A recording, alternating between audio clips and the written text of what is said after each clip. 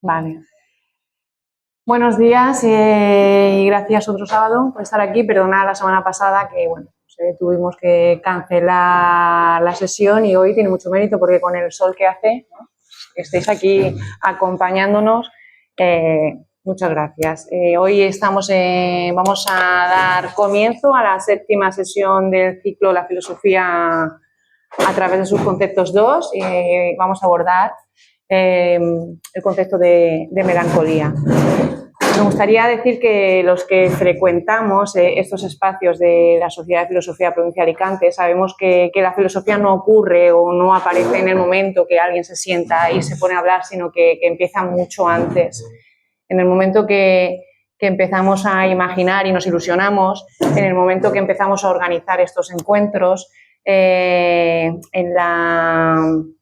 mantener ese deseo por compartir, por pensar juntos. Por eso me parece que presentar hoy a Eduardo Abril es presentar a alguien de la casa, a alguien que está en esa trastienda de manera constante. Eduardo es filósofo, es profesor, pero ahora yo, en principio, lo que quiero señalar es que es un miembro muy activo de la Sociedad de Filosofía de la Provincia de Alicante, desde donde ha contribuido de manera constante a que la filosofía pues siga teniendo presencia pública, a la difusión, que la sociedad siga teniendo continuidad, también en hacer esta comunidad un poquito más grande. Su implicación no es puntual ni decorativa. Hoy, por ejemplo, participa de manera activa en una de estas actividades, sino que también forma parte de ese trabajo silencioso, de esa trastienda que hay en la Sociedad de Filosofía de la Provincia de Alicante. Ese compromiso se ha hecho especialmente visible en Benidorm, en iniciativas como Un mar de filosofía o Te cuento un libro en una hora, espacios donde Eduardo ha mostrado que la filosofía pues, puede dialogar con su ciudad, con la divulgación rigurosa y con públicos diversos sin perder nunca la densidad ni la exigencia. En cuanto a su trayectoria académica y profesional, pues hablar de Eduardo es situarse en un cruce entre la filosofía política, la teología y la teoría crítica contemporánea. Se formó en la Universidad Autónoma de Madrid, tiene estudios de posgrado en la UNED, donde se doctoró. Su trayectoria intelectual se mueve entre la docencia, es catedrático de secundaria, la investigación, la divulgación, siempre con una preocupación clara por comprender cómo las estructuras sociales, económicas o simbólicas configuran la experiencia humana. Su trabajo no se limita a la historia de la filosofía en sentido académico. Podéis acercaros, si queréis leer, os escribe asiduamente en un blog que se llama Feacios, ¿no?, donde se adentra en el pensamiento contemporáneo y lo interroga desde dentro. Entre sus referencias centrales, yo diría que está Slavoj Žižek, a quien ha dedicado estudios como Fetichismo y lucha de clase en Slavoj Žižek, publicado en la revista Diamond, revista de filosofía internacional, donde analiza cómo conceptos clásicos del marxismo pueden releerse a través del psicoanálisis y explicarse o aplicarse a la sociedad contemporánea. En paralelo a esta investigación más especializada, pues también ha cultivado una dimensión pedagógica y divulgativa. Tiene un librito, yo no sabía, se lo dije, 4 historias de la filosofía, donde propone un recorrido accesible por figuras claves del pensamiento occidental. Bueno, una obra. En esta obra yo creo que se percibe su vocación también docente, ¿no?, y de acercar grandes cuestiones de filosofía a un público quizá más joven, más actual. Uno de los ejes que atraviesa su producción pues es la relación entre, no sé, me equivoco, ideología, religión y política, el interés por la teología política, que apunta a comprender cómo categorías religiosas siguen operando de manera visible o encubierta en las estructuras del poder contemporáneo. Me gusta anunciar hoy aquí, aunque ya lo habéis visto algunos que estábamos aquí hablando antes, que acaba de salir esto, recién está casi caliente, todavía se nota el calorcito, acaba de salir su libro, Olvidar a Dios, Introducción a la teología materialista de Slavoj Žižek, en Dado Ediciones. Bueno, desde aquí, pues, os remito a que, bueno, si queréis comprarlo, hay que comprarlo. Estamos ya preparando. Tenemos ahí casi cerrada una fecha para la presentación, que será aquí en Alicante, en 80 Mundos, pero bueno, todavía no voy a adelantar la fecha, así que podéis seguirnos en redes y que allí estará toda la información y acompañarle ese día. Hoy no sé si has venido a hablar de tu libro. No. No, hoy no ha venido a hablar de su libro. Vale, bueno, pues enhorabuena y te deseo lo mejor. Seguro que te trae cosas muy chulas y muy bonitas. Hoy nos acompaña en esta 7ª sesión, ha venido a hablar no de su libro, sino del concepto de melancolía, con una charla que lleva por título Querer la nada, sujeto, melancolía y olvido. Quiero intuir que esta charla, pues, lo que no nos va a presentar, Eduardo no nos va a presentar la melancolía como una patología o entendida como una patología, no lo sé, ahora veremos, yo aquí me estoy aventurando, sino como una experiencia filosófica central en la modernidad, es decir, que no va a quedar reducida a tristeza o a nostalgia. Quisiera dejar planteada una cuestión. No voy a ser rigurosa y, vamos, ni voy a delimitar bien ninguno de los conceptos, simplemente voy a darle paso con una cuestión que quiero plantearle. Entendiendo la melancolía como una experiencia límite del sujeto moderno. Estoy leyendo a Italo Calvino y entonces, pues mira, yo aprovecho lo que estoy haciendo para traerlo aquí. Italo Calvino define la melancolía como una tristeza que ha adquirido ligereza, ¿no? Eso nos lo dicen 6 propuestas para el nuevo milenio. Lo que nos está advirtiendo Italo Calvino es que el riesgo de nuestro tiempo está en ese peso del mundo, ¿no? Una realidad que se vuelve opaca, saturada, difícil de habitar, ¿no? Y frente a ese peso, lo que dice o propone la ligereza, no como una huida, sino más bien como una forma de conseguir mantener o sostener una relación con lo real sin quedar aplastado por esa realidad, ¿no? No lo dice así concretamente. Tomar la vida con ligereza no significa superficialidad, sino planear sobre las cosas desde lo alto, no tener piedras en el corazón. Bien, pues te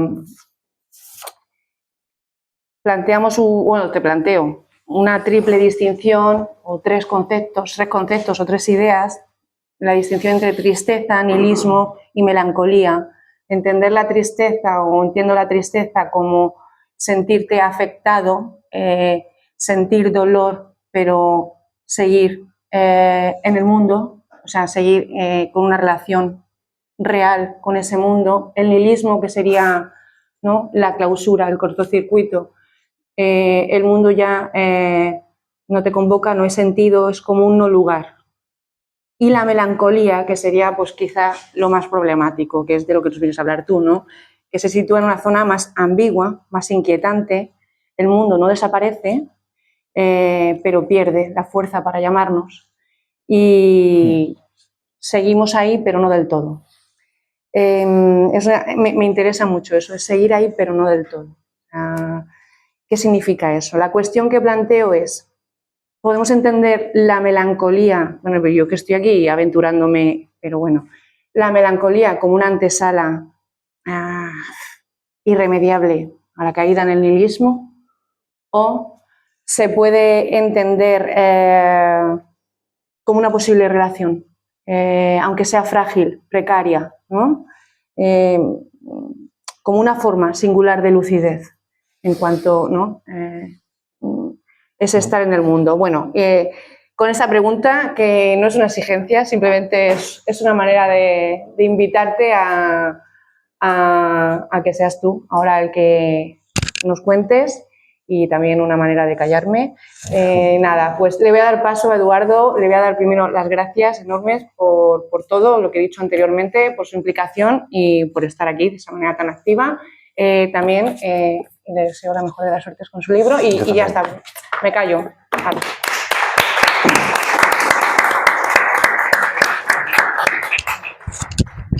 Bueno, pues muchas gracias por esta presentación, muchas gracias a ASCEN, a la Sociedad de Filosofía de Alicante. No sé si dar las gracias o pedir disculpas por lo que voy a soltaros aquí. Creo que esto que planteas tiene mucho que ver con lo que yo vengo a contar.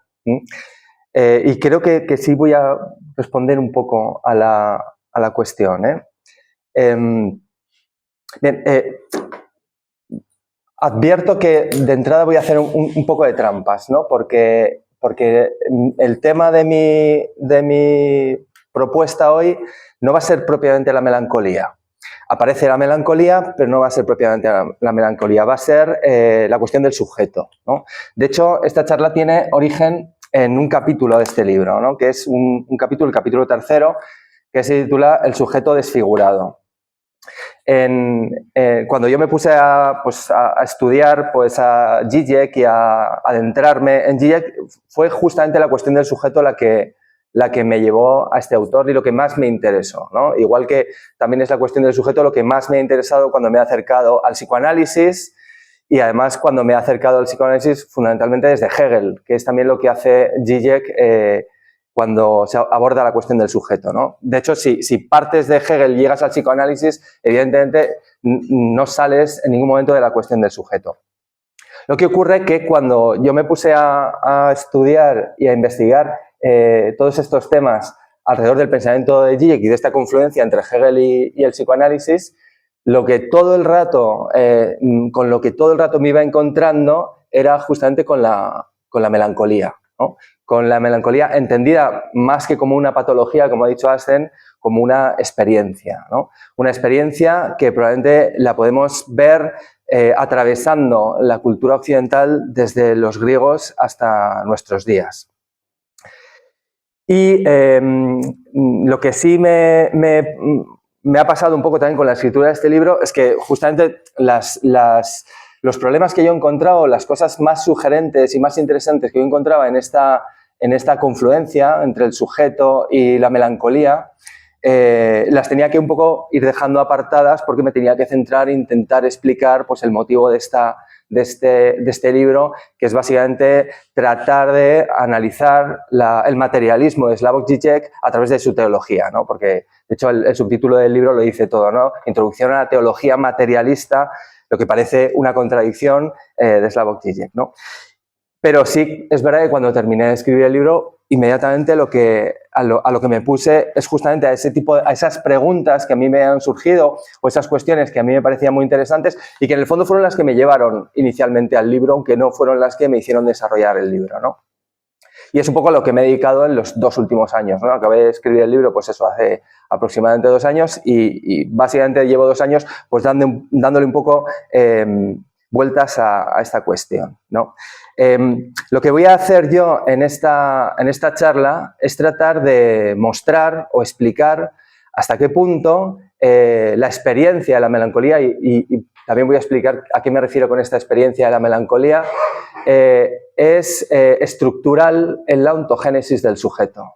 Es decir, que está en la conformación del sujeto en tanto que sujeto, en el sujeto moderno, pero también atravesando el nacimiento del sujeto moderno desde la antigüedad hasta la época moderna.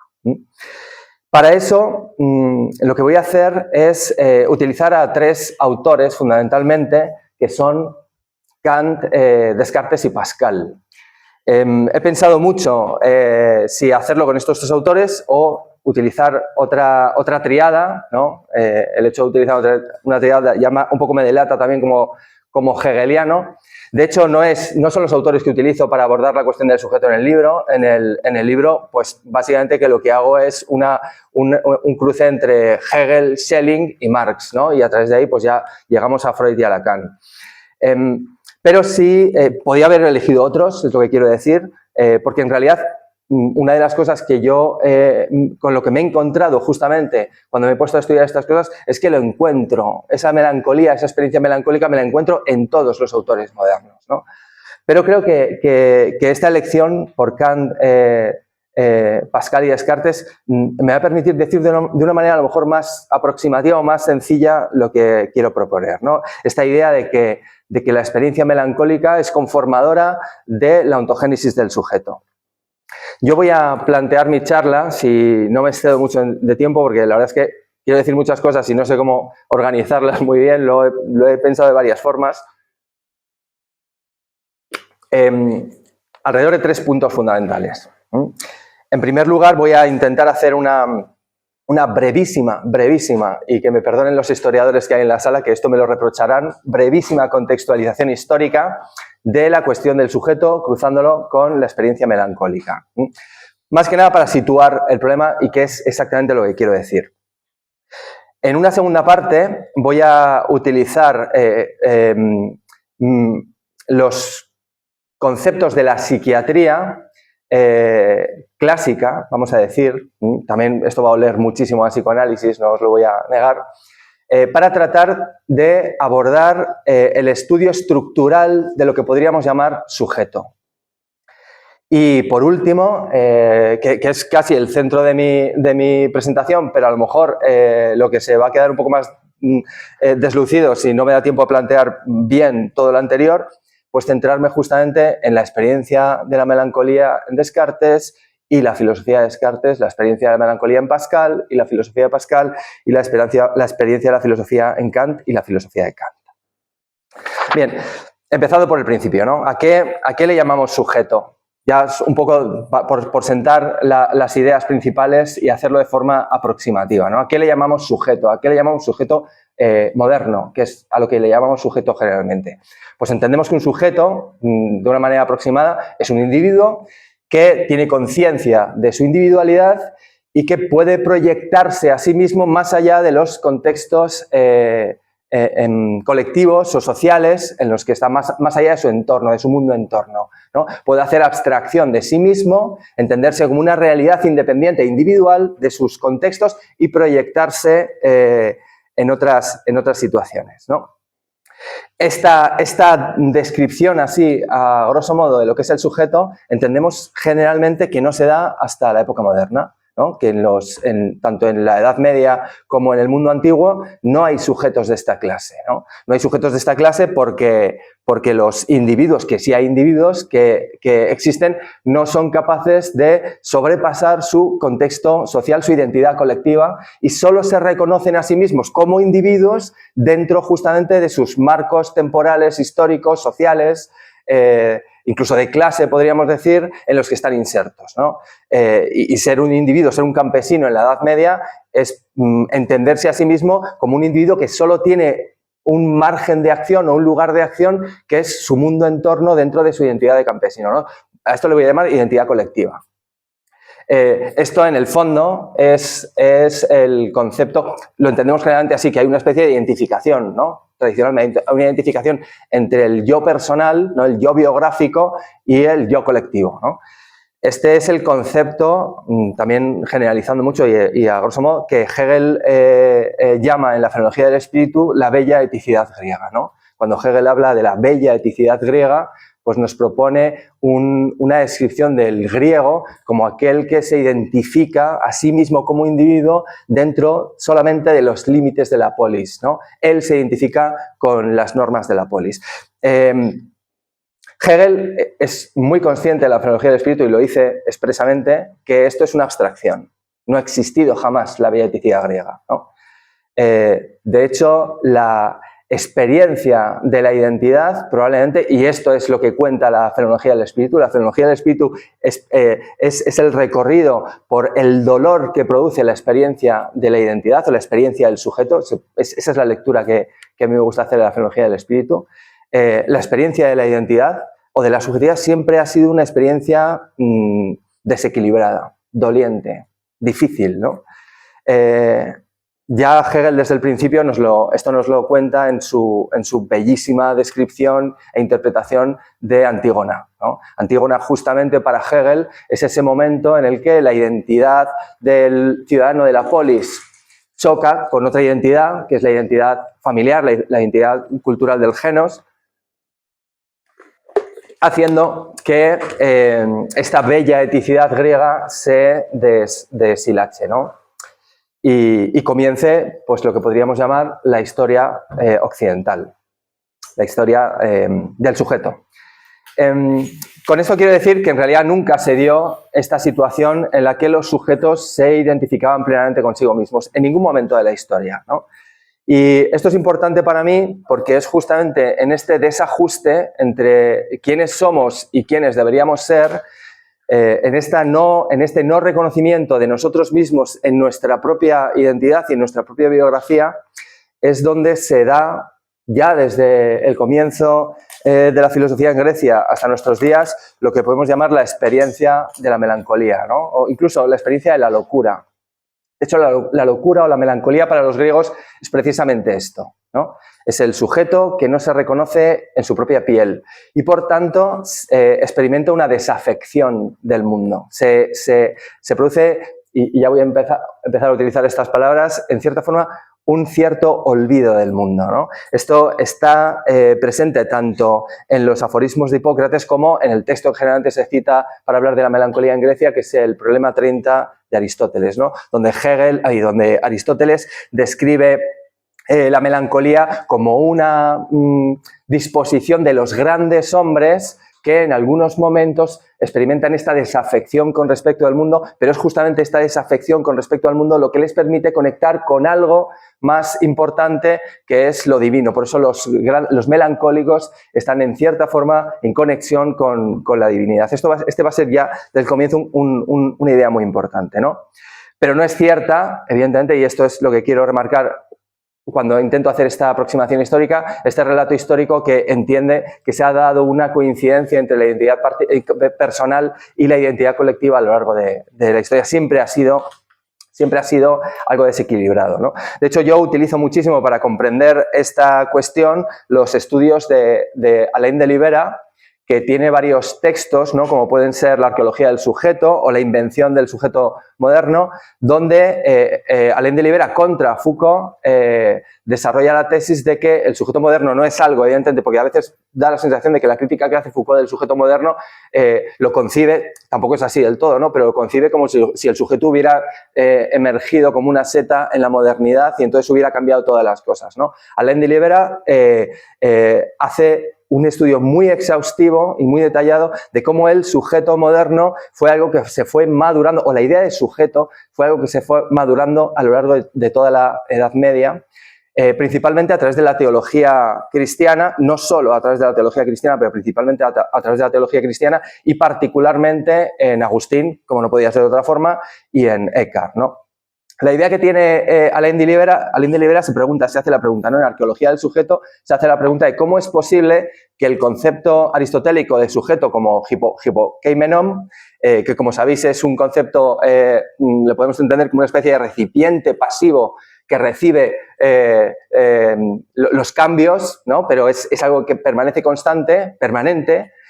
¿Cómo es posible que este concepto se haya convertido finalmente en lo que entendemos por sujeto moderno, que es justamente lo contrario, ¿no? Es un sujeto agente, es una pura voluntad activa, ¿no? Parece que una cosa se convierte en la contraria y algo ha tenido que pasar ahí entre medias, ¿no? Alain de Libera esto lo localiza en la teología de Agustín, también en Eckhart, pero especialmente en la teología de Agustín, ¿no?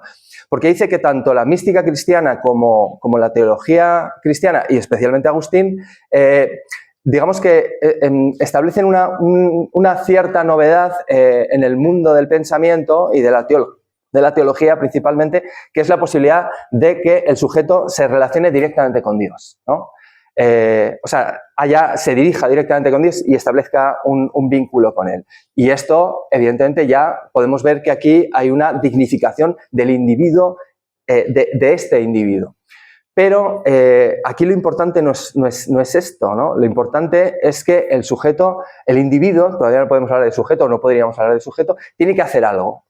Tiene que hacer algo para poder relacionarse directamente con Dios. Y Agustín habla de un concepto de la teología cristiana que es la kenosis. La kenosis es el vaciamiento, ¿no? En la teología cristiana podemos hablar de la kenosis divina, que es el vaciamiento de Dios que se derrama en el mundo, o de la kenosis humana, que es el vaciamiento del propio alma para poder dirigirte a Dios. Esto, todos los que habéis leído a Agustín lo sabéis, seguramente mucho mejor que yo.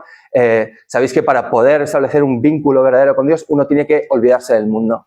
Uno tiene que prescindir de todo lo mundano, ¿no? Y eso es justamente el vaciamiento kenótico. Y esto ya es, desde mi punto de vista, una reproducción de esto que estoy yo llamando la experiencia melancólica, porque tiene que haber una ruptura con el mundo, ¿verdad? Y esa es precisamente la ruptura con tu mundo ambiente, lo que te permite romper con tu propia identidad colectiva, lo que te habilita para establecer algún tipo de vínculo con lo divino. Y es justamente lo que entendían los griegos por melancolía, ¿no?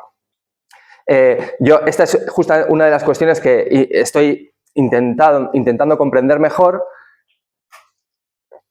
sobre todo porque la filosofía medieval es un campo absolutamente inabarcable para mí y me tengo que adentrar poco a poco en ella, pero esto lo encontramos no solamente en Agustín, ¿no? Por ejemplo, para mí me parece muy relevante, antes de Agustín, pensar esta situación a través del fenómeno del eremitismo cristiano, ¿no? En el siglo II, en el siglo III, se puso, vamos a decir, muy de moda entre los cristianos el eremitismo, ¿no? Inspirados fundamentalmente en una obra que es la Regla de Antonio, ¿no? Que inicialmente es un proceso de olvido del mundo sin romper con la comunidad, ¿no? Los primeros eremitas que siguen la Regla de Antonio son los que intentan romper con sus vínculos mundanos, pero esto se transforma más tarde también en la huida del mundo, ¿no? El eremita que marcha al desierto y entonces, desde la ruptura con sus antiguas vinculaciones mundanas, se dirige directamente a Dios. Probablemente, una cosa que me hizo mucha gracia cuando leéis la historia de la teología de, ¿cómo se llama? Bueno, se comentaba, evangelista, ¿no? Se comentaba que probablemente en el siglo III el desierto estaba muy concurrido, ¿no? Porque fue algo tan llamativo en el mundo cristiano, la cuestión del eremitismo, que claro, al final todos los eremitas pues, hicieron comunidad en el desierto y dieron comienzo precisamente a lo que luego se ha llamado el monacato, ¿no? El monacato no es ni más ni menos que la comunidad que se formaba de los primitivos eremitas, formando una comunidad de individuos que se alejan del mundo, que rompen con lo mundano para dirigirse justamente a Dios. Y no es baladí, desde mi punto de vista, es algo que creo que está ahí y que no lo podemos ignorar, que la melancolía antigua en el mundo medieval, donde se enquista y donde se mantiene, es en lo que se ha llamado la acedia del monje del monasterio, ¿no? La acedia es justamente esta desafección del mundo que experimenta el monje, pero es que ya de por sí esta huida del mundo del monje es en sí mismo una cierta experiencia melancólica, ¿no? Pues un poco esta va a ser la idea que yo creo, por eso hago esta pequeña incursión histórica, ¿no? La idea que yo quiero que esté todo el rato pendiente detrás de lo que yo estoy diciendo, ¿no? Es justamente esta experiencia de ruptura con la identidad lo que está en la ontogénesis del sujeto, ¿no? Este anonadamiento, este vaciamiento del sujeto. Uno tiene que vaciarse completamente para convertirse en ese sujeto que sí Aristóteles considera que es el hipokaimenon, ¿verdad? Ese sujeto vacío que puede recibir, en este caso, en la acedia, en la melancolía cristiana o en la relación del hombre con Dios, tiene que recibir lo infinito de Dios y por eso uno tiene que ser una vaciedad infinita, ¿no? Solo podemos hacernos recibir a Dios, por decirlo de alguna manera, o relacionarnos con Dios si nos hacemos previamente nada, ¿no? Si nos anonadamos, ¿no? Aquí había pensado, me lo voy a saltar, porque yo creo que estos son lugares comunes que tampoco le aportarían muchísimo seguramente a los historiadores para que luego me lo discutieran y me lo discutirán. Pues podíamos ir, por ejemplo, a la época renacentista, que es el lugar común donde se pone generalmente el nacimiento del sujeto, al nacimiento del capitalismo, a las repúblicas del norte de Italia, cómo surge otra idea de sujeto que tampoco tiene tanto que ver con el linaje, con la identidad, y surge un nuevo modelo de hombre. Podríamos ir también, es otro lugar común, aquí acudir al luteranismo, ¿no? El luteranismo, desde mi punto de vista, tiene muchísimo interés a nivel histórico y analizar las condiciones sociales que hacen que emerja algo así como el luteranismo, pero los luteranos, Lutero lo que intenta hacer básicamente es relanzar esta idea agustiniana de la kenosis para relacionarnos directamente con Dios. De hecho, Lutero lo que está pidiendo justamente es una kenosis máxima. El olvido del mundo es el olvido de las obras, es decir, nada que tenga que ver con lo mundano me va a acercar a Dios, lo único que me acerca a Dios es la sola fe y todas estas cuestiones, ¿no? No voy a entrar en todo esto, hay muchos elementos de esta descripción histórica que podríamos hacer, pero digamos que me impedirían llegar a contar lo que quiero contar, ¿no? Pero justamente lo que quiero que entendamos es precisamente, o por eso hago este planteamiento, ¿no? Es precisamente esta idea. Es la idea de que en la base de la ontogénesis del sujeto está la experiencia de la locura. La experiencia de la locura, además, como llaman ahora los psiquiatras a la locura, lo llaman disociación, ¿no?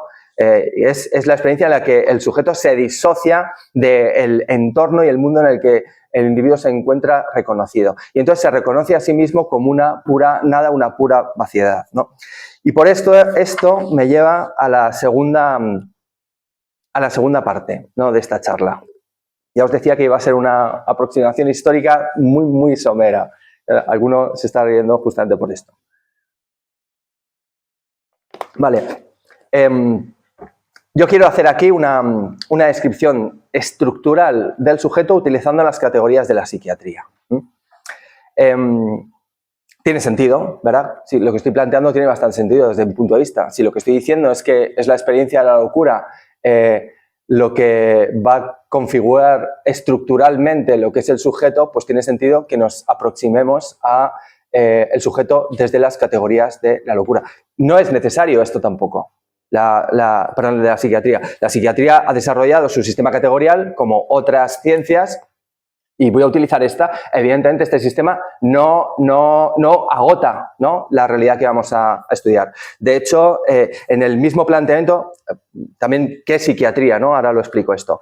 En el mismo planteamiento de las tres categorías clásicas de la psiquiatría está ya su límite, ¿no? Porque la psiquiatría tendría como tres ejes, ¿no?, que son la psicosis, la neurosis y luego lo que se llama límite, ¿no? Pero es que el límite no es ni más ni menos que la categoría que hace que muestra que la psicosis y la neurosis no saturan por completo la explicación del sujeto, ¿no? Desde la psiquiatría, desde el modelo de psiquiatría que quiero hablar aquí, hay dos formas de ser un sujeto, ¿no? El sujeto psicótico y el sujeto neurótico. Yo entiendo que todos los que un sábado por la mañana, y lo voy a decir luego, están aquí obsesionados con leer textos de tipos que han escrito cosas hace 2200, 2300 años, pues un poco de neurosis tienen, ¿verdad? Esto lo voy a justificar, ¿eh? No es un insulto gratuito. El concepto de límite en realidad es un concepto que no describe nada, sino que es el cajón desastre en el que lo que no encaja en la psiquiatría y lo que no encaja en la psicosis y lo que no encaja en la neurosis es arrojado dentro del concepto de límite. Así es como lo utilizan ahora, de hecho, los psiquiatras, ¿no? Cualquier cosa que no saben describir, pues trastorno límite de la personalidad y para adelante, ¿no? También soy consciente y que utilizar entre filósofos a los psiquiatras puede levantar un poco de recelos, ¿no? Sobre todo si aquí hay, pues, lectores de Foucault y bueno, seguidores de Foucault, básicamente, ¿no? Sabemos que, pues, desde los años 60, con el desarrollo del movimiento antipsiquiátrico, pero el movimiento antipsiquiátrico fueron psiquiatras, ¿eh? Y los estudios de Foucault, pues muchas veces entendemos este dispositivo psiquiátrico más que como una ciencia, como un saber, pues lo entendemos como un dispositivo político, ¿no? Dicen los Foucaultianos, ¿no? Los Foucaultianos pues interpretan que con el desarrollo de la modernidad y la necesidad de controlar poblaciones desde una nueva configuración de la identidad, que sería justo el sujeto moderno, el sujeto racional cartesiano, pues hace falta algún tipo de instrumento político para aislar las personas que no encajaban dentro de esta nueva identidad, ¿no? Es básicamente también muy por encima, ¿no?, la tesis Foucaultiana. Entonces, por eso surge, pues, el hospital psiquiátrico, lo que Foucault llama la época del gran encierro, destinado fundamentalmente, pues, a recoger todos los desechos de la sociedad que no terminan de encajar dentro de las identidades sociales que se supone que se estaban prescribiendo y aislarlos en en el psiquiátrico, ¿no? Entonces el psiquiatra pues, sería un cierto policía de la subjetividad, ¿no? Yo no pongo en duda esta descripción, de hecho creo que el análisis de Foucault, aunque tiene algunas, creo, no lo digo yo, ¿no? Pero tiene algunas incorrecciones históricas, pero en esencia está bien pensado y está bien llevado a cabo, ¿no? Pero me parece que tampoco invalida la posibilidad de utilizar la psiquiatría y sus categorías, porque aún así, aunque los psiquiatras hayan sido los policías de la subjetividad de la modernidad, han desarrollado todo un sistema categorial para acercarse a la comprensión de estos tipos que estaban encerrados en los psiquiátricos, ¿no? Y esto para mí sí es un dato histórico, es un hecho, ¿no? No es una cuestión de interpretación, ¿no? Un Foucaultiano podría coger y decir que la locura es un invento, una construcción de la psiquiatría, ¿no? Claro, yo estoy proponiendo aquí que la locura, la experiencia de la locura, que tiene que ver con la experiencia de melancolía, es algo transhistórico, es algo que está en todas las sociedades porque es justamente el desencaje identitario con respecto a la identidad que uno tiene que representar dentro de una cierta comunidad, ¿no? Entonces, incluso, aunque demos por buena la tesis de Foucault, habría que explicar por qué hay sujetos que no terminan de encajar dentro de su propia identidad, dentro de su propia piel, ¿no?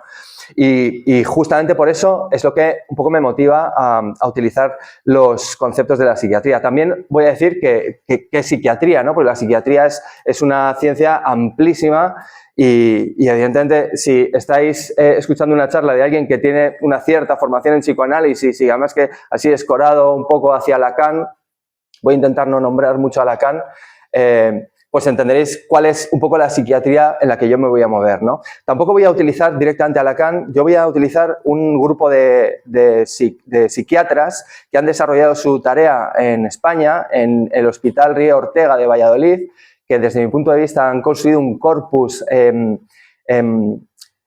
conceptual interesantísimo desde el punto de vista de la filosofía, que es fundamentalmente Fernando Colina y José Manuel Álvarez, que Fernando Colina tiene una cantidad de libros que son todos, la verdad, interesantísimos, pues tiene Sujeto y locura, tiene Melancolía y paranoia, tiene Deseo sobre deseo, tiene Las voces de la locura, que en realidad es una aproximación constante y reiterada a la cuestión del sujeto. Y de hecho yo voy a seguir aquí también de manera muy aproximada porque este libro a mí me parece una maravilla, que es un manual de psicopatología escrito justamente por Fernando Colina y Laura Martín, que no tiene nada que ver con los manuales de psiquiatría al uso y desde luego no tiene nada que ver con el famoso DSM-5, ¿no? De hecho, Fernando Colina y todo este grupo de psiquiatras que asimismo se han dado el nombre de la revolución delirante, rechazan por completo el modelo biomédico de la psiquiatría planteado por el DSM-5 y consideran que justamente las categorías de la psiquiatría, como son la psicosis y la neurosis, no son patologías como tal, ¿no? Son patologías cuando esta forma de ser psicótico, de ser neurótico, no nos permiten vivir, pero son más que patologías, modos diferentes de describir lo que es un sujeto, ¿no? Y es lo que yo voy a intentar hacer, ¿no? Voy a describir un poco qué es un sujeto desde estas dos categorías, desde la categoría de psicosis y de neurosis, ¿no? Para ello es importante que plantee una serie de cuestiones, ¿no? En primer lugar, el concepto de pulsión, que sabéis, es un concepto fundamental del psicoanálisis. He de decir que es un concepto fundamental del psicoanálisis que el mismo Freud lo dice en el año 33, en una obra que se llama Nuevas conferencias del psicoanálisis. Él lo dice, podéis leerlo, es mitología. Freud dice, el concepto de pulsión es mitología. No pensemos que aquí lo que estamos buscando es una fuerza biológica oculta en el cuerpo que se expresa, no. Para Freud es un concepto explicativo que hay que entenderlo como eso, como un concepto explicativo. Es justamente el concepto al que yo puedo acudir para entender que el sujeto tiene la posibilidad de disgregarse, ¿no? De disociarse. La pulsión, dice Colina, es un concepto límite entre lo biológico y lo psicológico. Y podríamos entenderlo como simplemente también Freud lo describe así muchas veces, ¿no? Como una fuerza desligada, como una pura fuerza sin objeto, ¿no? Lacan, en un texto ya hiperclásico dentro del psicoanálisis lacaniano, que es el texto donde analiza la fase del espejo, a esto se refiere como lo llama el cuerpo fragmentado, ¿no? Dice que cuando un niño aparece en el mundo, ahí no hay un sujeto. Lo único que hay es pulsión. ¿Y a qué se refiere Lacan con pulsión? Pues lo que hay es sensaciones desconectas, movimientos que no tienen ningún sentido, no hay reunión de nada alrededor de un sujeto y ni hay propósito de ninguna forma, incluso en la forma de moverse un niño, ¿no? Es el cuerpo por partes, ¿no? Y además Lacan dice que es una experiencia horrible, ¿no? Porque en el fondo, es lo que voy a decir, es la experiencia de la esquizofrenia, ¿no?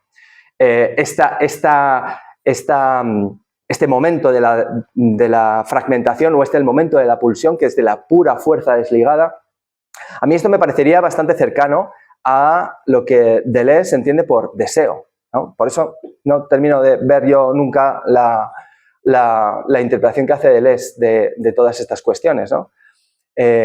Justamente porque para Deleuze el deseo es una fuerza productiva absolutamente mitológica también, ¿no? En el caso de Deleuze.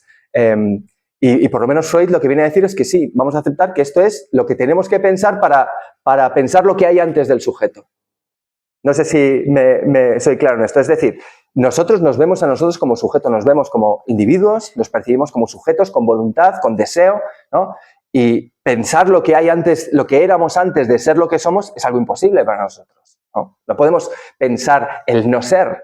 Entonces, la pulsión es ese concepto en el psicoanálisis y en la psiquiatría. Entonces, Colina dice, ¿qué ocurre con la pulsión? Que, insisto, es un concepto mitológico. Pues que la pulsión tiene que domesticarse, tiene que apaciguarse, tiene que dirigirse y convertirse en deseo. Y cuando se apacigua, se domestica y se convierte en deseo, y esto se hace, nos dice Colina, a través del lenguaje, que establece un mundo de significados y establece, digamos, un proyecto de cosas que hacer en la vida con esta fuerza que somos, y a través de la ternura, dice Colina también, es decir, el encuentro con el otro y el buen trato. Colina es psiquiatra y quiere explicar justamente aquellos sujetos en los que este deseo no se produce porque ha sido, y lo que descubren los psiquiatras una y otra vez es que es sujetos que no experimentaron la ternura, ¿no?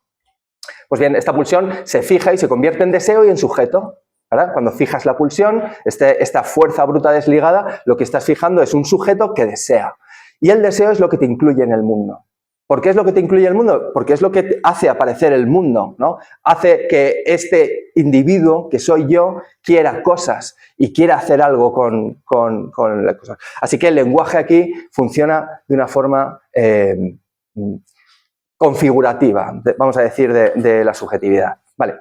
Dicho esto, ¿no? ¿Qué es un psicótico? ¿Qué es un neurótico? Porque estas son las dos formas de ser un sujeto desde el punto de vista de la psiquiatría. Bien, un psicótico es una persona que no ha logrado hacer esto bien del todo, ¿no? Que está siempre al borde de la disgregación, que está siempre al borde de encontrarse con la pulsión, vamos a decir. Cuando decimos está siempre al borde de encontrarse con la pulsión, estamos haciendo metáforas, ¿eh? Porque decir está siempre al borde de encontrarse con la pulsión es lo mismo que decir está siempre al borde de sufrir un proceso de disgregación, de descosido, ¿no? Nosotros somos, un sujeto es el cosido, no sabemos muy bien de qué. Vamos a llamarlo pulsión, es lo que dice el psicoanálisis. Y esta situación que sitúa a un psicótico siempre al borde del descosido hace que la psicosis tenga tres momentos, ¿no? Y estos tres momentos pues son la esquizofrenia, la melancolía y la paranoia. Insisto que son tres momentos de la misma. Bueno, en realidad Colina sigue un poco el modelo psiquiátrico continuo que llaman, ¿no? No podemos ni siquiera establecer categorías estancas, ¿no? De ahí el concepto límite entre la psicosis y la neurosis, ¿no? El sujeto es un continuo que a veces es más psicótico y a veces es más neurótico y a veces es más melancólico y a veces es más paranoico. Y cuando no sabemos muy bien qué es, pues entonces le ponemos el nombre de límite, que es como expresar la ignorancia acerca del otro, ¿no? La esquizofrenia es el momento del desanudamiento, ¿no? Esto lo estudió y esto es muy interesante, un libro que tiene Colina que se llama Las voces de la locura, donde viene a defender que, así como la melancolía es una experiencia muy antigua, la esquizofrenia es una experiencia moderna. Solo hay esquizofrénicos en la modernidad. De hecho, solo hay relatos de lo que podemos decir esquizofrenia en la modernidad. Esquizofrenia, según el concepto que desarrolló Clérenbault, que fue el maestro de Lacan, de automatismo mental, ¿no? El esquizofrénico es el que experimenta, por eso el sujeto se deshace, experimenta que sus pensamientos no son suyos, ¿no? Este es el momento de lo que llamamos siempre, así de manera cotidiana, el brote psicótico. Es cuando el sujeto experimenta que sus pensamientos no son suyos.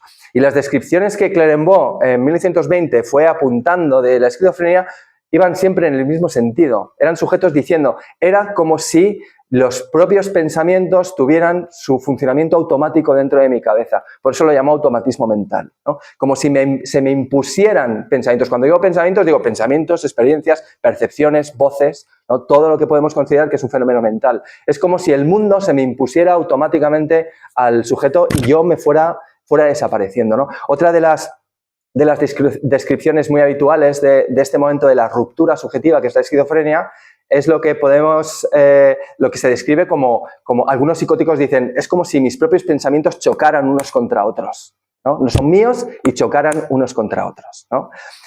Es curioso, ¿verdad? Porque es justamente lo que describe Hume en el Teatris, ¿no? ¿Qué dice Hume sobre el sujeto? Dice, no podemos atribuir mis propios pensamientos a un sujeto. Solo lo podemos percibir como un teatro de representaciones que van pasando delante de mí. Y por costumbre, nos dice Hume, pues los atribuimos a un yo que hay detrás como recogiendo todo esto, ¿no? Hume estaba diciendo, bueno, esta es la experiencia, esa es la experiencia que tiene un esquizofrénico, ¿no? Por eso Colina investiga esto y se da cuenta que esto solo se produce en la modernidad. Y tiene sentido que se produzca en la modernidad, porque esta percepción de un mundo automático que se me impone y me hace desaparecer es uno de los miedos fundamentales de la modernidad, ¿no? En la Crítica de la razón práctica, Kant, hay un texto que cito en este libro, es un texto maravilloso, donde Kant dice, ¿qué pasaría si conociéramos los designios de Dios? ¿No? Dice, y Kant contesta, inmediatamente nos veríamos convertidos en grotescas marionetas que gesticulamos de manera terrible, ¿no?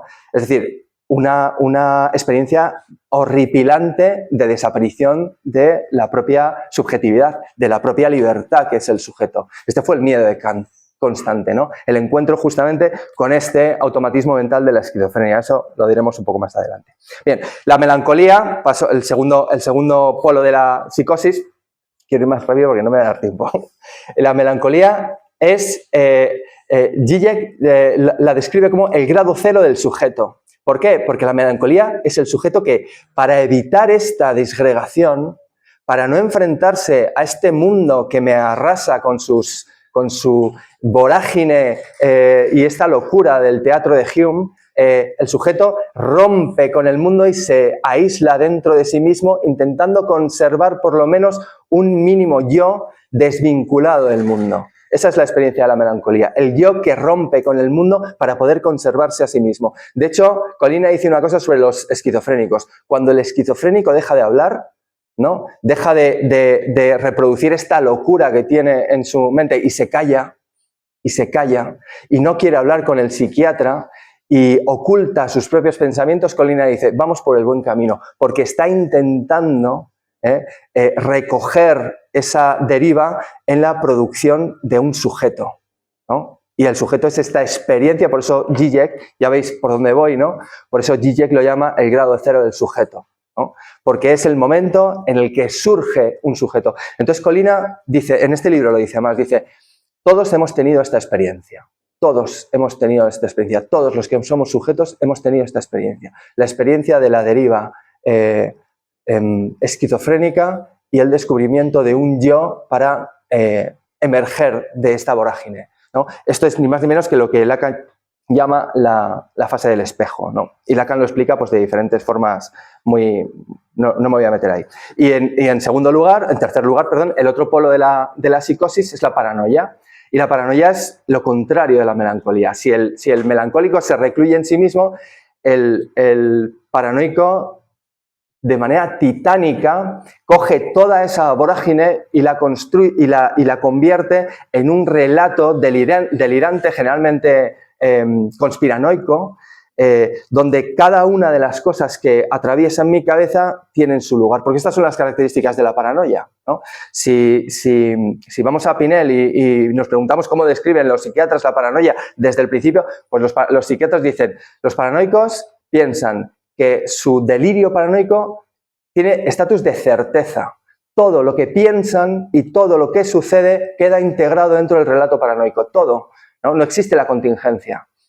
Es como si hubiera un empeño excesivo en que todo fuera racional. ¿Por qué? Porque cualquier fleco que queda flotando y no se integra dentro es una amenaza de disgregación. Entonces el paranoico construye un gigantesco relato sobre sí mismo y se pone en el centro, ¿no? También esta es otra de las características de la paranoia, una superfectación del sujeto. El sujeto es el protagonista de este relato. Entonces entiendes al paranoico que te dice que él es el centro de una conspiración mundial y solo él puede salvar el mundo de una amenaza extraterrestre. Dices tú, menuda locura. Claro, pero es la forma en la que este sujeto que se está descosiendo se cose con trazos súper gordos, ¿no? Y entonces se pone a sí mismo, porque la única forma de conservar un sujeto es hacer que esta realidad que está emergiendo en esta experiencia sea extremadamente importante. Esto lo cuenta muy bien, no lo voy a relatar, ¿no? Una propuesta de Fauvel que se llamó en la psiquiatría del siglo XIX el silogismo de Fauvel que llama, que justamente es una especie de delirio racional para hacer que el sujeto emerja como lo más importante de mi propia percepción, ¿no? Es una manera de anclar. Entonces vemos justamente que que la psicosis es esto, es el encuentro con la disolución del sujeto y el intento de mantenerlo por estos dos cauces. Estos dos cauces que son contrarios. La melancolía es olvido, la melancolía es olvido y la paranoia es relato, ¿no? Es decir, la melancolía olvida el mundo y la paranoia intenta construir un mundo nuevo, ¿no? Y esto es justamente, y ya termino con esta parte, esto es justamente lo que pasa en la neurosis de manera atenuada, porque el neurótico es justamente somos todos, según la tipología esta de Colina, es el que sí ha logrado domesticar a la pulsión. Y lo ha logrado domesticar a la pulsión mediante estas dos estrategias, ¿no? O el olvido, lo que pasa es que en el caso del neurótico, este olvido es un olvido parcial, solamente voy a olvidar aquellas cosas que me generan tanto peligro, que amenazan con mi estabilidad subjetiva, y esto es lo que Freud luego llamó represión. Yo reprimo justamente aquello que me pone en peligro, lo olvido, aunque luego reaparece de diferentes formas en el síntoma, pero bueno, mientras yo lo tenga ahí olvidado, dormido, puedo seguir viviendo. Y la otra, esto sería lo que Freud llamaba la neurosis de transferencia, la histeria, habitualmente, la histeria, ¿no? Y el otro modo de enfrentarse pues es lo mismo que la paranoia, pero también de manera atenuada, que sería la obsesión. La obsesión es no construir un mundo gigantesco donde todo tiene su lugar, sino construir un mundo, un apartado del mundo muy, muy importante alrededor del cual yo voy a girar. Y mientras gire yo alrededor de ese mundo, las cosas pueden estar más o menos aceptables, ¿no? Yo construyo toda una serie de rituales alrededor de esa construcción pequeña que hago de un mundo que le da un poco de sentido a mi vida, y entonces me empeño en ese ritual y empeñándome en ese ritual, pues voy viviendo. Este es el obsesivo de la limpieza, por ejemplo, que siempre se suele decir, ¿no? Se pone una tarea imposible que todo esté limpio, y como es una tarea imposible, pues puede realizarla constantemente. Pero es la obsesión de la filosofía también, ¿no? Este ritual de enfrentarnos a la filosofía, de leer textos de filosofía, de venir aquí los sábados por la mañana, de concentrarnos en que hay algo realmente muy importante en tratar de averiguar los secretos, no sé qué secretos, ¿no? De nuestra vida o de lo que sea, y poner ahí todo mi esfuerzo, hace que mi vida vaya teniendo un poco de sentido, o por lo menos esté anudada, ¿no? Un poco así como conclusión, ¿no? Yo creo que ya se va viendo lo que voy viendo, ¿no? El sujeto es una construcción melancólico-paranoica, ¿no? en todos nosotros. El sujeto es una especie de realidad que se sostiene a sí misma por sus propias costuras, pero que está siempre al borde de la disolución, ¿no?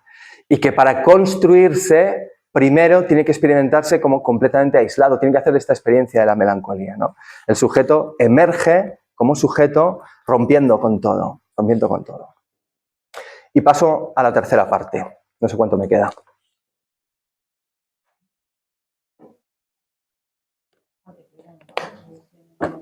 ¿40? Ah, bien. Unos 30 minutos más. Vale. Bien, voy a contar esto en estas tres filosofías, ¿no? En Descartes, en Pascal y en Kant. Voy a contar cómo Descartes construye un modelo paranoico de filosofía, Pascal construye un modelo melancólico de filosofía, Pascal sería realmente el que trata de conservar más los modos del sujeto antiguo, ¿no? Y Kant es un neurótico. Ahora, me gustaría que no entendiéramos mal esto que quiero decir, ¿eh? Porque yo no quiero decir que Kant es un neurótico y por eso hace una filosofía neurótica, Pascal es un melancólico y por eso hace una filosofía melancólica. Esto sería igual lo que coincidiría más, ¿no? Y Descartes es un paranoico y por eso construye una paranoia, ¿no? Sí, me gustaría que lo entendierais justo al revés, ¿no? Es decir, no, Kant, Pascal y Descartes no es que sean paranoicos que construyen la paranoia, la melancolía, la neurosis. No, es que son ellos los que colaboren, no solo ellos, toda la filosofía moderna, todo el mundo, la literatura moderna. Había pensado, por ejemplo, incluir también aquí en esta charla al Quijote, ¿no? Toda la literatura, toda la filosofía moderna es una construcción de un modelo de subjetividad, ¿no? Que tiene estas formas, pero son construcciones modernas. No sé si me explico en esto. Es decir, no es previa la neurosis de Kant a la neurosis. No es previa la paranoia de Descartes a la paranoia. Es que construyen dispositivos de pensamiento paranoico, neurótico y melancólico. El melancólico es más antiguo. Por eso digo que Pascal igual es el que podemos decir que hereda una forma de construcción subjetiva más antigua, ¿no? Aunque también la relanza, porque no es lo mismo la melancolía moderna que la melancolía antigua, ¿no? Entonces, lo que quiero que entendáis justamente esto, que son construcciones, son filosofías que construyen modelos de subjetividad que luego, de hecho, en el caso de Descartes, pues 2 siglos después, los psiquiatras empiezan a encontrarlo en los locos, que son justamente los que reproducen de una manera más radical estos modelos de subjetividad y le ponen el nombre de paranoia, de psicosis, de neurosis, ¿no? Pero antes de que existieran estas categorías no podemos decir que Descartes era un paranoico o un neurótico o lo que fuera, ¿no? Bien, Descartes, ¿no?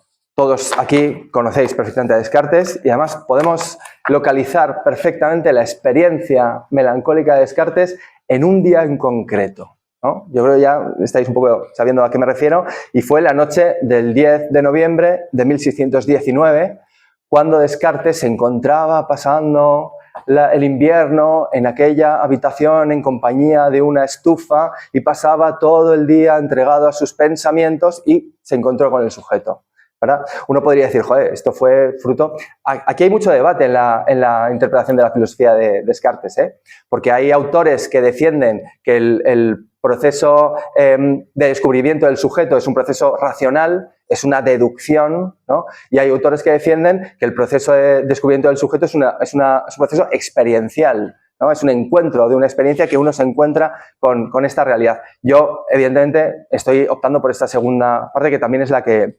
defiende Zizek, ¿no? ¿Qué pasó en aquella noche en la habitación de la Puel, como se suele decir, ¿no? Pues si vamos, por ejemplo, a lo que Descartes cuenta de esa noche ya no en el discurso del método, porque nos da una descripción muy por encima. Vamos a los cuadernos olímpicos, que sabemos que se conservaron a través de Leibniz, y Leibniz tiene un comentario de los cuadernos olímpicos donde cuenta un poco lo que Descartes contaba,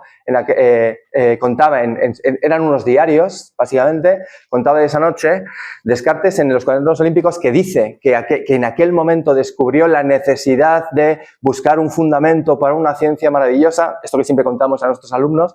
Pero lo que añade Descartes a todo esto es que todo eso fue el resultado de una noche delirante de sueños absolutamente extravagantes. Descartes nos cuenta 3 sueños en esa noche y dice que fue a raíz de estos 3 sueños que se le ocurrieron todas estas ideas, ¿no?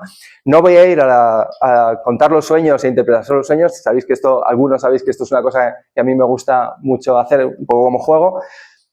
Pero la verdad es que si lees los sueños, si te aproximas a los sueños y las diferentes interpretaciones que se han hecho de los sueños, ha habido psicoanalistas que han tratado de interpretar también estos sueños, ves un poco por dónde va la cosa, ¿no? Ves un poco por dónde va la cosa. De hecho, hay uno de ellos que ni siquiera se puede considerar un sueño, casi está más descrito como una verdadera experiencia psicótica, ¿no? De alucinaciones, de centellas, de que estaba perdiendo la cabeza, ¿no? Y la tesis que yo defiendo aquí no es mía, en este caso, pero lo que yo estoy diciendo aquí es que lo que ocurrió en aquella noche del 10 de noviembre, en aquella habitación de la Puel, me gusta mucho decir esta frase, fue que Descartes se enfrentó a su propia locura, ¿no? Descubrió el sujeto. ¿Pero cómo descubrió el sujeto? Descubrió el sujeto como luego nos lo describe.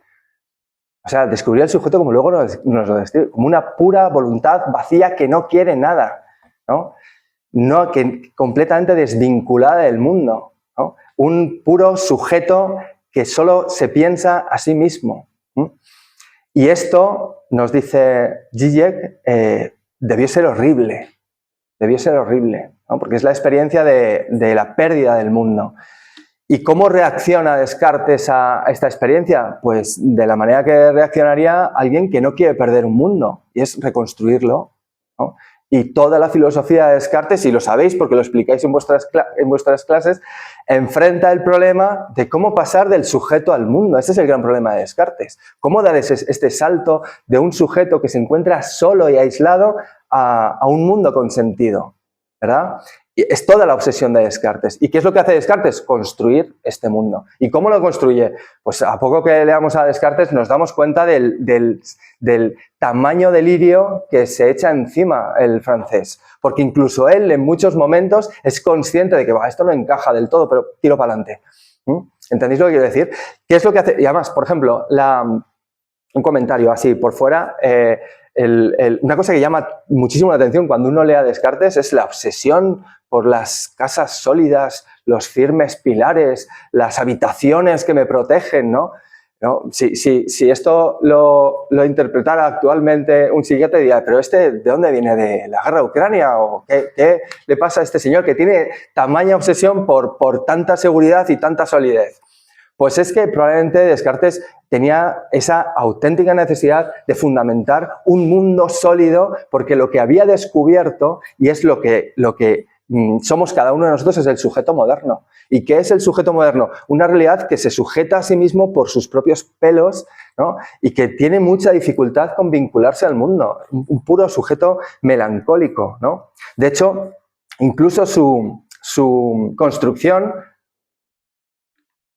Por eso Colina me ilumina tanto en estas cosas, cumple con todas las características de un paranoico, ¿no? Aquí hay una conspiración también.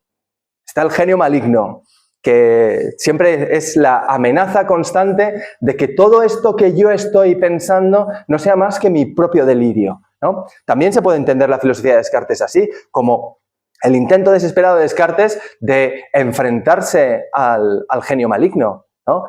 Y transformarlo en algo en lo que yo pueda creer, este Dios bueno que habilita mi razón.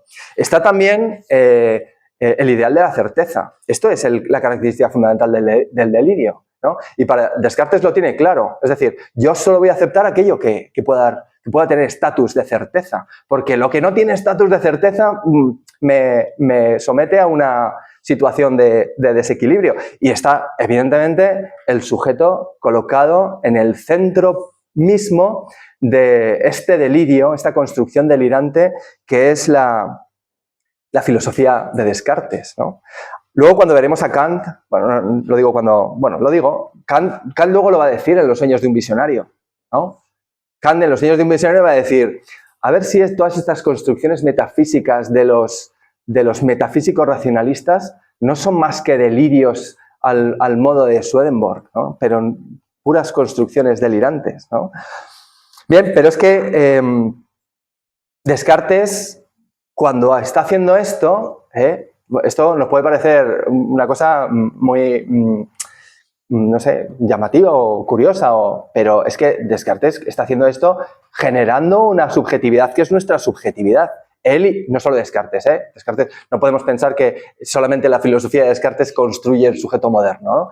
Pero está contribuyendo con generar un sujeto que es el sujeto que somos nosotros, que es el sujeto de la modernidad, ese sujeto que se concibe a sí mismo como libre, como individuo, ¿no? Que se puede proyectar en diferentes realidades y que, y este es el aporte de Descartes desde mi punto de vista y explica mucho del desarrollo de la modernidad, y que solamente puede enfrentar esta tarea de ser sujeto mediante la construcción de un mundo racional que elimine por completo la contingencia, ¿no?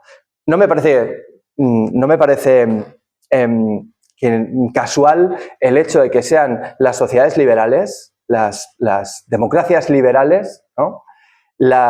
Los estados donde menos contingencia hay prácticamente en cualquier construcción política social. Es decir, si algo ha construido la modernidad alrededor del sujeto moderno, es un dispositivo político que trata de eliminar al máximo, lo más posible, la contingencia y racionalizarlo todo, ¿no? Es una construcción absolutamente delirante que huye constantemente del sujeto entendido como esta melancolía cartesiana, ¿no?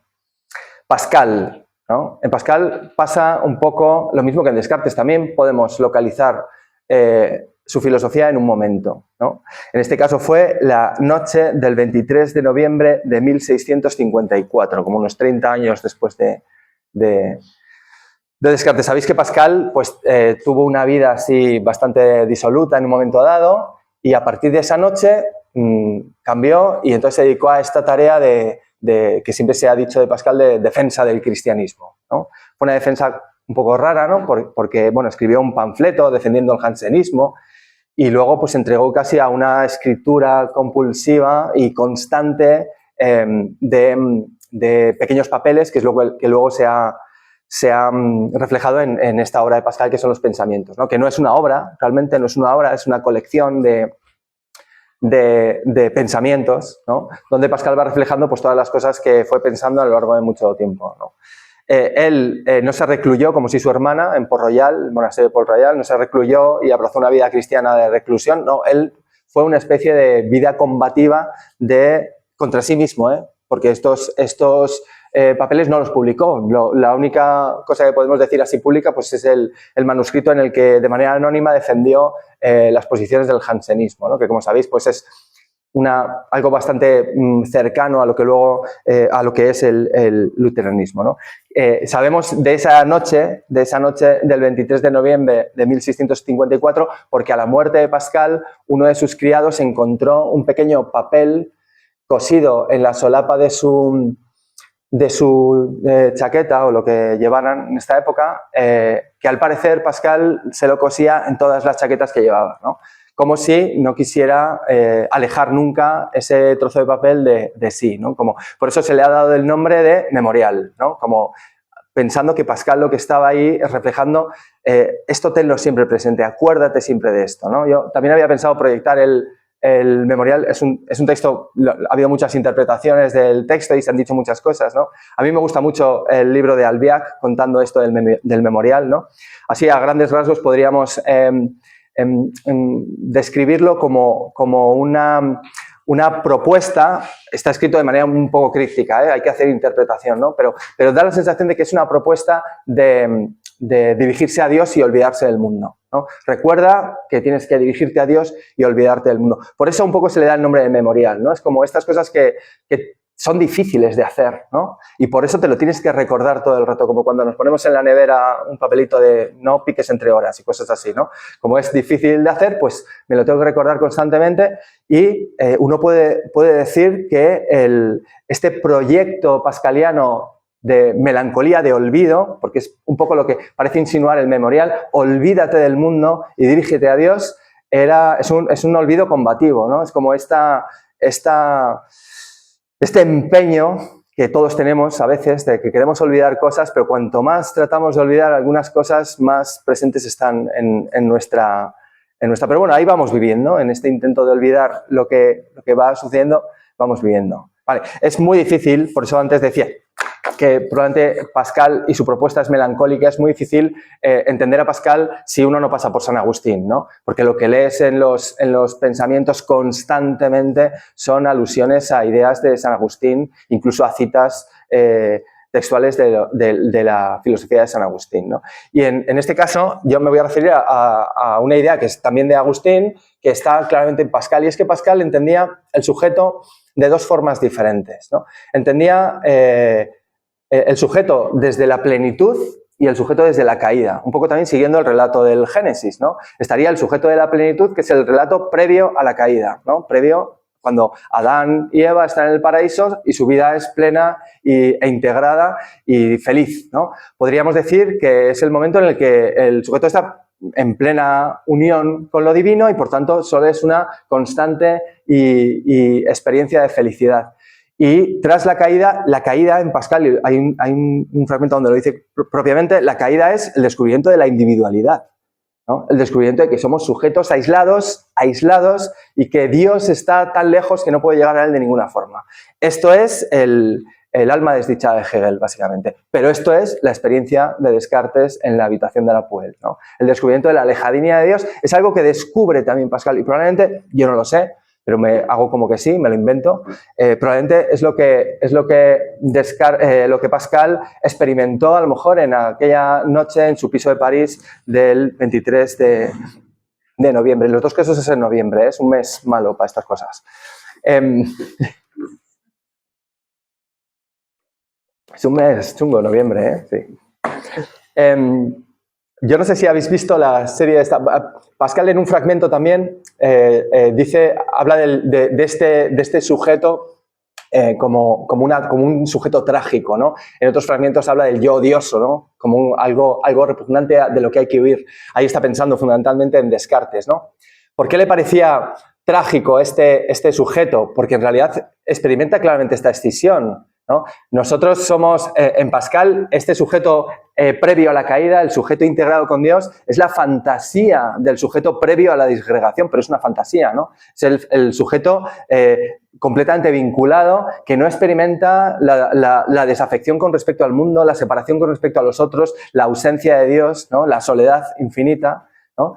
Y como él tiene conciencia de que este es el sujeto verdaderamente pleno, pues ve claramente que hay aquí una tragedia, porque en realidad volver a esa situación de plenitud consiste necesariamente en renunciar a uno mismo, es decir, renunciar a la propia individualidad. Por eso quería nombrar, no sé si habéis visto, a mí me parece una serie estupenda que es la de Pluribus, ¿no?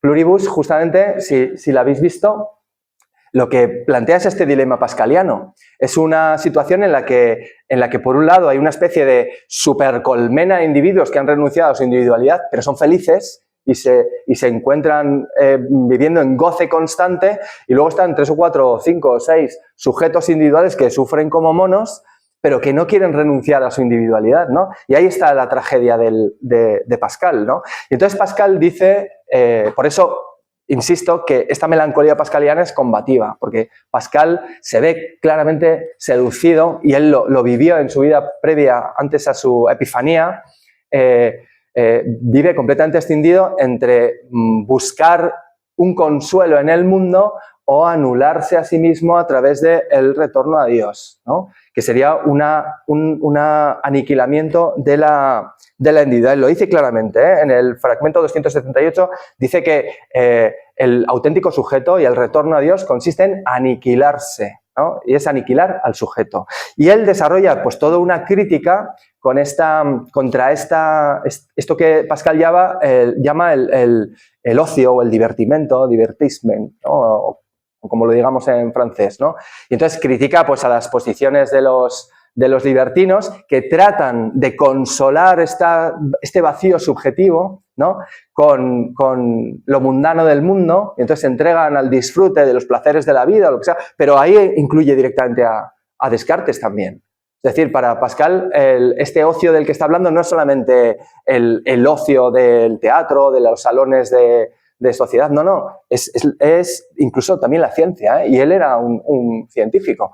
Él lo que viene a decir es que por eso es melancólica su posición, porque dice, ninguna de las cosas que yo puedo hacer como ser humano individual, desvinculado, como sujeto agente, ninguna de las cosas está a la altura del sujeto. Así lo dice. Por eso es trágico. Porque ¿qué es lo que anhela fundamentalmente el sujeto? Esa plenitud divina previa a la caída. Entonces, nada de lo que yo voy a hacer es satisfactorio. Mi vida es una constante viaje de una insatisfacción a otra. Y la única posición auténticamente verdadera, vamos a decir, que puedo tomar es la autoaniquilación, la inmolarme como sujeto, ¿no?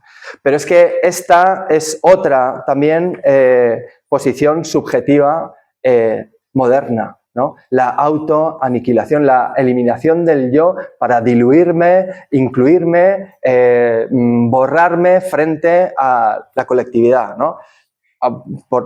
Así dicho de manera muy gruesa, ¿no? Este es en el fondo el debate a veces, ¿no? De manera muy gruesa. Por favor, las críticas luego sin hacer daño, porque esto lo digo de manera muy gruesa. Es un poco la crítica, digamos, el debate entre la izquierda y la derecha, ¿no? Defender un modelo comunitario en la que el individuo se diluye en la comunidad, ¿no? Renuncia a su individualidad para fomentar justamente esta idea de colectivo divinizado, ¿no? En muchos casos es pensado así, o continuar con un sujeto aislado, individual, que en realidad todo lo que hace lo hace huyendo justamente de este vacío para compensar y no entregarse de una manera demasiado doliente a su propio vaciamiento como sujeto, ¿no? Porque este es el drama que encuentra Pascal en el sujeto moderno, ¿no? Somos sujetos modernos si nos desvinculamos, ¿no? Si somos capaces de romper contra nuestro mundo entorno y somos capaces de proyectarnos a nosotros mismos de manera individual, ¿no? Somos sujetos modernos. Esto Paul Janet hay un libro por ahí dando vueltas ahora mismo que se llama Lo inmemorial, ¿no? De Elías Cavaletti, que hace referencia a una cosa que dice Paul Janet, y es que esto lo compara con el Alzheimer, ¿no? Es que es algo absolutamente terrible el Alzheimer, pero es que la subjetividad de la persona con el Alzheimer es real, existe. O sea, no es una abstracción, es una experiencia real. ¿Y quién es la persona con Alzheimer? El que ha borrado toda su biografía y sigue siendo un individuo, ¿verdad? Eso no es una abstracción, ¿no? Es una experiencia absolutamente real, ¿no? Pues Pascal lo que viene a decir es que el drama del sujeto un poco va por aquí. Es decir, como sujetos somos eso, ¿no? Toda esa biografía que vamos construyendo es un mundo de fantasía vacuo que no va a realizarnos como el sujeto que somos, porque como sujetos lo que somos es algo absolutamente vacío. Y lo único que compensaría este vacío que somos como sujetos, y solo nos experimentamos como sujetos en ese vaciamiento, es Dios, porque un infinito vacío solo se colma con una infinita presencia, ¿no? Esto es San Agustín, claramente, ¿no? Aquí veo yo, por ejemplo, sí, por hacer una conexión así como he hecho ahora la histórica, la subjetividad del revolucionario, ¿no? Moderno, ¿no? Dice Gigi, por ejemplo, de Lenin, que Lenin en un momento dado, Lenin al parecer le gustaba mucho escuchar música, le gustaba mucho Beethoven, y en un momento dado el propio Lenin dijo, no escucho más a Beethoven, renuncio a Beethoven porque en realidad hay que darlo todo por la revolución, ¿no? Esto es ese sujeto que se sacrifica a sí mismo, renuncia a sí mismo por la construcción de pues esta idea melancólica de una comunidad en la que yo puedo realmente estar conectado, pero tengo que renunciar previamente a mí mismo, ¿no? Y Kant, por último.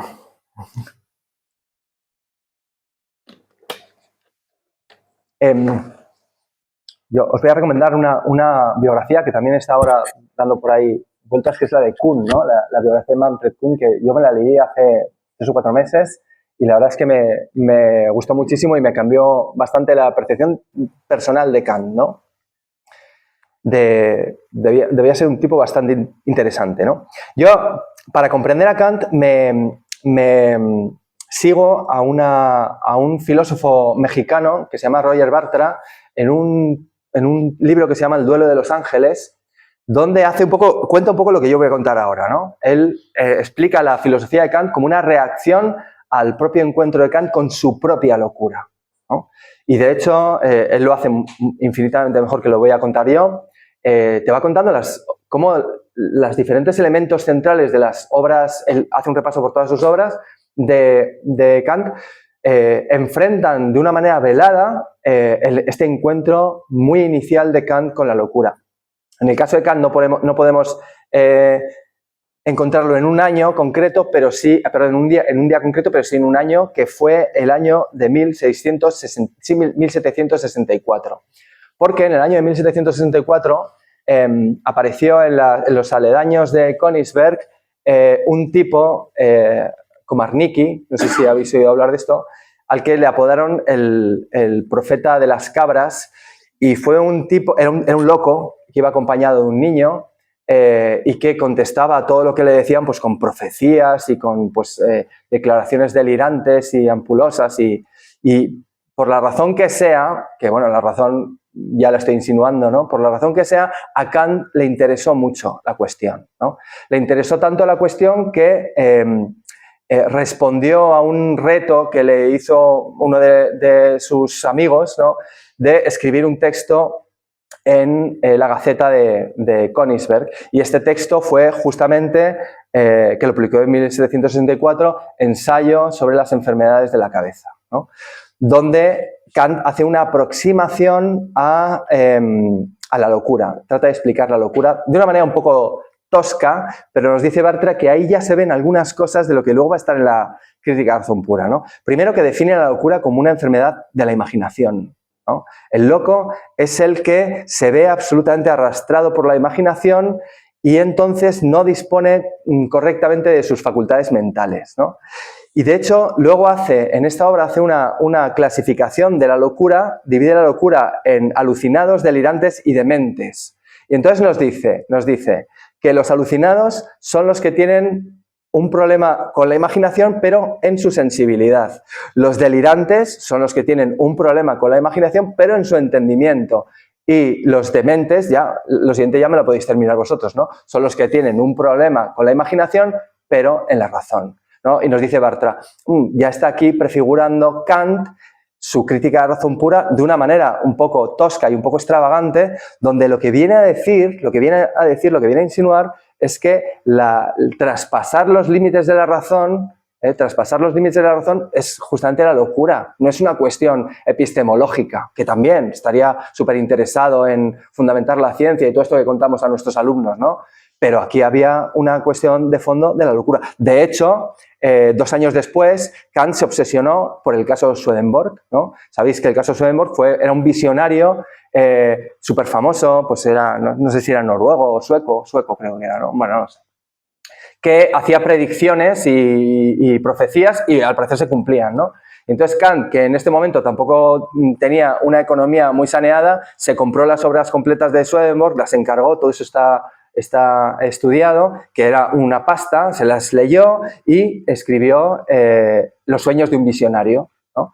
Y en Los sueños de un visionario, 2 años después del caso Komarnicki, Kant es donde dice que y si al final lo que ocurre es que las construcciones de los filósofos no son más que construcciones delirantes, ¿no? Entonces, lo que dice Bartra aquí, y yo le creo, es que Kant quería hacer filosofía sin delirar, ¿no? Quería hacer filosofía sin delirar. Kant no quería ser un psicótico y entonces lo que ocurre es que se transforma en un neurótico, ¿no? De hecho, también en el mismo año de Komarniki, esto sí se puede establecer un paralelismo entre la experiencia de la habitación de la Puel y el memorial de Pascal, ¿no? Kant escribe las consideraciones acerca de lo bello y lo sublime, ¿no? Y ahí hace una descripción de lo sublime muy, muy interesante, porque viene a decir básicamente que lo sublime es un sentimiento propio de los melancólicos, ¿no? El melancólico tiene más posibilidades de percibir lo sublime, y además dice que el sentimiento de lo sublime es la experiencia de la insuficiencia del propio sujeto. Es decir, experimentar lo sublime es hundirse y fracasar frente a un mundo que se nos presenta demasiado intenso, demasiado amenazante. Claro, pero en este demasiado amenazante que se nos presenta el mundo, que nos vemos a nosotros como sujetos desvinculados de un mundo amenazante, por eso es una experiencia melancólica, ¿no? Desvinculados de un mundo amenazante, también Kant dice que hay un disfrute. Esto es, creo que, el elemento que introduce Kant, ¿no? Y este disfrute yo lo interpreto, y supongo que esto es mi sesgo propio, lo interpreto como el goce en Lacan, ¿no? El concepto de goce en Lacan es un concepto, es central en el psicoanálisis de Lacan, pero es casi, a mí me gusta describirlo, hay muchas formas de contar lo que es el goce en Lacan, ¿eh? A mí me gusta decir que el goce en Lacan es la experiencia fenomenológica de la propia existencia. El goce no es un disfrute para Lacan, no es un placer, ¿no? Es, en cierta forma, algo doliente, doloroso, sufriente, pero es un sufrimiento, vamos a decir, que incorpora una cierta, por eso lo llama goce, un cierto placer, ¿no? Porque lo que experimentas en el goce es tu propia existencia, como existente, ¿no? Es que lo que está diciendo Kant en las consideraciones sobre lo sublime es que este encuentro con esta brutalidad de un mundo terrible que nos acecha también es la experiencia del sujeto como ese yo vacío, ¿no? Impotente, incapaz frente a un mundo que nos arrasa, ¿no? En el fondo es la misma experiencia de Pascal y de Descartes. Lo que introduce, y por eso me parece muy importante en este punto decir esto, lo que introduce Kant es que dice, Pascal no tiene razón, no podemos renunciar a esto, no podemos aniquilar al sujeto, porque no podemos renunciar a ser sujetos. Aquí ese es el descubrimiento de lo sublime, ¿no? Tú te descubres existiendo y no puedes ser otra cosa que eso. Una vez ya te has descubierto como eso, ¿no? No sé si seguir. Iba a ir a la crítica de la razón pura, pero me parece un poco...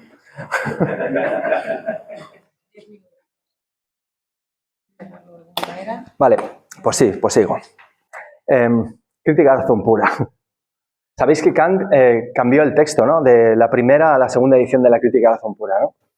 Y modificó, hizo algunas correcciones porque le parecía que había cosas en la primera edición que no estaban acertadas. Una de estas, y es algo que luego lo va a estudiar en un texto muy, muy interesante, que es el análisis que hace Heidegger de la crítica de la razón pura en Kant, ¿no?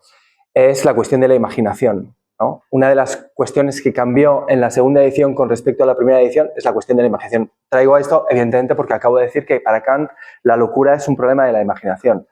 Y es que lo que dice Heidegger es que Kant no se dio cuenta que cuando está hablando de la imaginación trascendental en la crítica de la razón pura, si os acordáis de esta etapa, es la parte donde habla del esquematismo, ¿no? Aquí en la primera edición de la crítica de la razón pura, Kant se refiere a la imaginación, perdón, como un arte oscuro, lo dice así, un arte oscuro que jamás sabremos realmente cuál es su poder, ¿no? Lo que insinúa Kant en la primera edición es que la imaginación construye el mundo. Y luego, sobre esa construcción que hace la imaginación, opera el entendimiento y sus esquemas, ¿no? Pero lo que es la construcción fenoménica del mundo es una construcción libre. De hecho, luego en la crítica del juicio vuelve a valorar la cuestión de la imaginación, pero solamente en el arte, como un uso libre de la razón, ¿no? Pero aquí, en la crítica de razón pura, en la primera edición, está diciendo lo que luego va a decir de la razón en el arte. Está diciendo que hay cierta libertad a la hora de la construcción del fenómeno por parte del sujeto, ¿no? Claro, veis las implicaciones que tiene esto, ¿no? Lo que Kant no se daba cuenta, y a lo mejor por eso él estaba enfrentándose un poco ahí también digamos que se va chocando una y otra vez en sus propias obras todo el rato con el mismo tema, que es la cuestión de la locura, ¿no? No se dio cuenta, o se dio cuenta después, que estaba insinuando que a lo mejor lo fenoménico es delirante, es una construcción delirante, ¿no? Y entonces en la segunda edición de la crítica introduce un cambio, desaparece por completo, en muchos casos borra la imaginación y dice función del entendimiento. Cuando se refiere a la imaginación, lo liga todo el rato al entendimiento y hace que la imaginación esté supeditada al esquematismo del entendimiento. Digamos que el entendimiento le impone a la imaginación una serie de mapa, de esquema, que son con los que la imaginación construye luego. Y este es el Kant que luego explicamos, ¿verdad? Lo que dice Heidegger es que, claro, ahí Kant se encontró con un abismo, ¿no? Se topó de lleno con un abismo, ¿no? Y reaccionó de manera apresurada. Voy a corregir a esto porque esta construcción que yo quiero hacer del conocimiento, que no sea delirante, se me está yendo justamente hacia el delirio, ¿no? Y entonces hace este cambio, ¿no? Y luego también esta cuestión, y ya acabo con Kant, ¿no? Bueno, en esto lo nombro nada más, pero no entro. Si luego queréis lo hablamos, ¿no? Lo encuentra también en la crítica de razón práctica, en la moral, en el concepto de mal diabólico.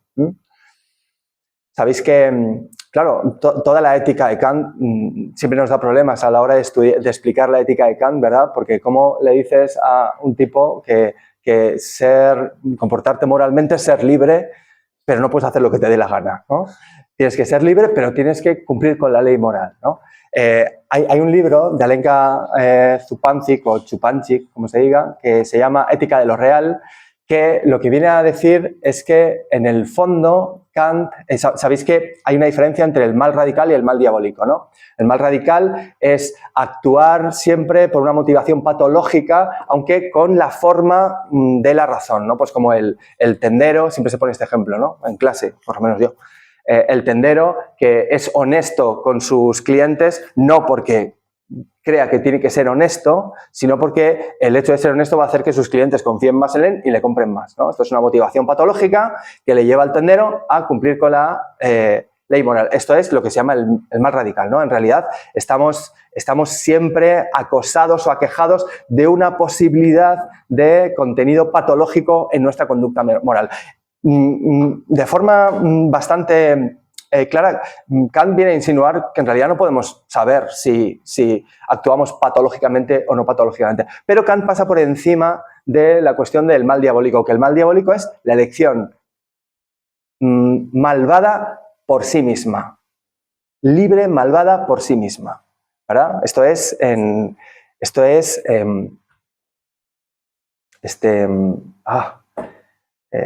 libertino, ¿cómo se llama?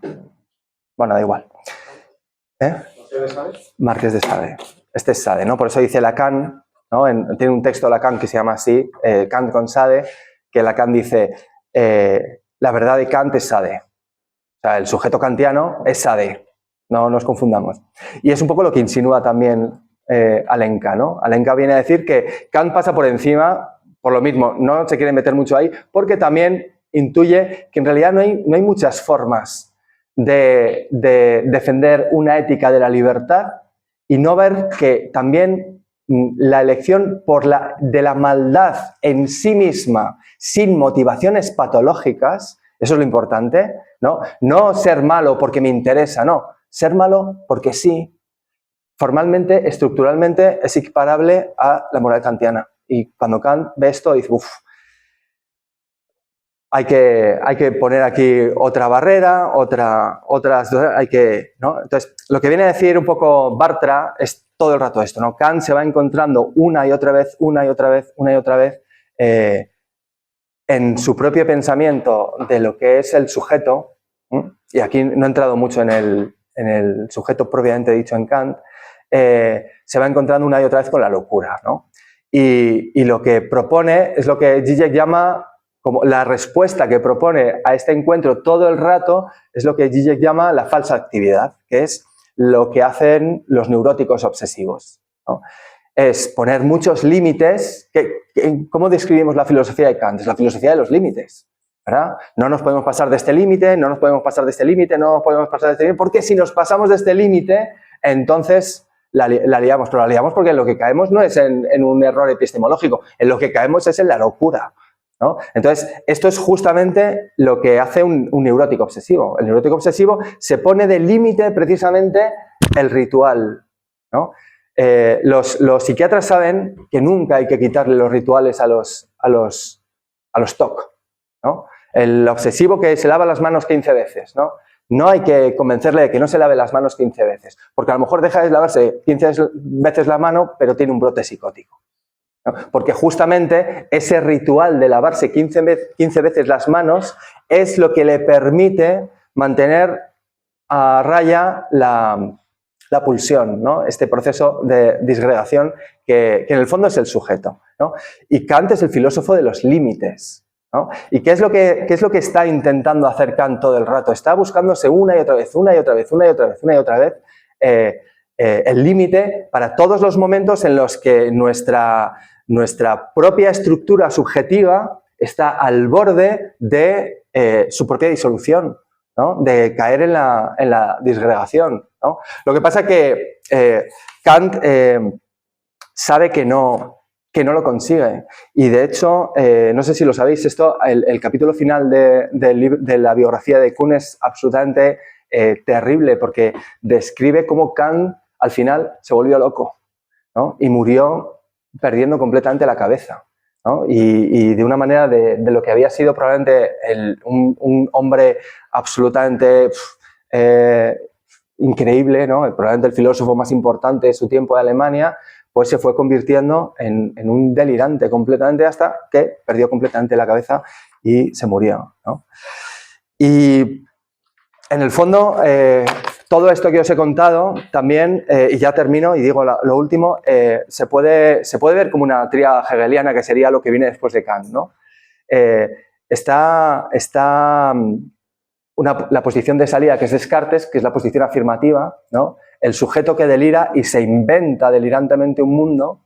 Está la posición negativa, que es Pascal, que es la melancolía, el sujeto que niega ese mundo para poder conservar lo poco que pueda conservar de sí mismo, y está el sujeto neurótico, que es Kant, que quiere conservar el mundo, pero que para ello le establece el límite que está buscando Pascal todo el rato, ¿no?